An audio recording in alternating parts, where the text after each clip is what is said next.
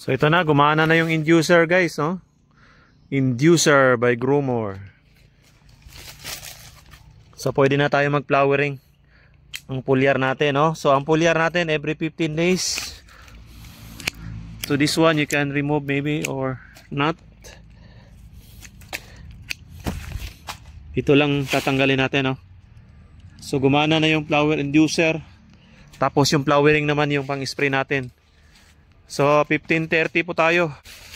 15:30 tayo mga kakao-lover. Every 15 days yung ating foliar, no? Ito naman, dito na tayo sa fruiting. Ito yung pang foliar natin dito. Hanggang sa mag 2020 tayo. Yung abono dyan, every 3 months. Alternate, no? Organic at saka synthetic. Yan, sobrang dami, oh. Gumamit tayo ng Dopus. Yung ating fertilizer at saka Yara.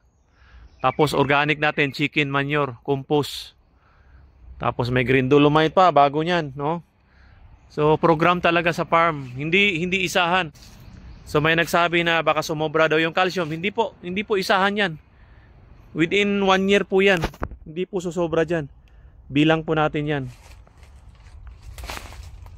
So tulad niyan, no? Maliliit pa siya eh. So wala na tayong pruning, no? Ganda na yung mga dahon natin. Ayan. Right.